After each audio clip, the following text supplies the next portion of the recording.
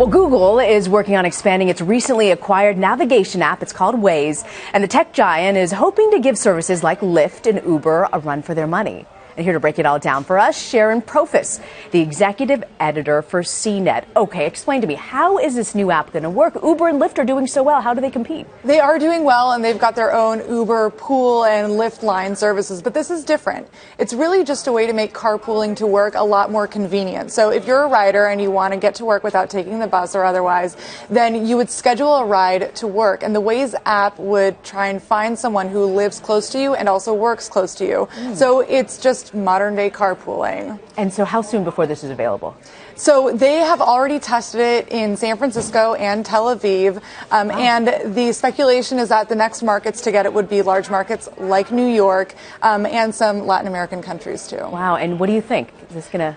I think that there is a space for this. So Uber Pool, if I took Uber Pool to work every day, it would cost me somewhere around $11 to $15. Okay. But with the Waze Rider app, it would be a lot cheaper because all I'm paying for is that 54 cents a mile rate, which is going to be a lot cheaper than Uber Pool. Or you live out in Oakland where carpooling is almost essential out there. It sure is. Yeah. I want to ask you, there's some news in the mobile world. We're talking about the highly anticipated Galaxy S8. What can you tell us about this? So the Galaxy phones are normally announced at Mobile World Congress in Barcelona, but this year Samsung is holding off. They'll have their own event to announce the S8 later in March. So at Mobile World Congress, we'll be seeing a different line of phones. Without Samsung announcing that phone, there is some space there for some stardom. So we'll see some announcements from LG, as well as Chinese phone manufacturers like Huawei and ZTE. All right, and apparently there's a Nokia classic phone returning. What's this about? Yes, this is what I'm most excited about. So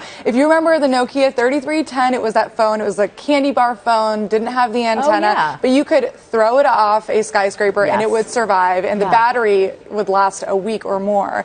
So the idea is that they'll be bringing this back in some kind of revamped form, but it will still hold true to that original simple design and hopefully with the Snake game. Which is essential. Of course, everyone loves that. Yes. I want to, I just called my cell phone carrier yesterday because I was done with data. I just want a simple phone. I can text and call you, and that's it. Is that what this is? That's the idea behind this phone. It would be a feature phone without a lot of bells and whistles, and it would just be a way to make calls and text message. But who knows? They could surprise us. I'm all about the flip phone, too. Hope that returns. Yes.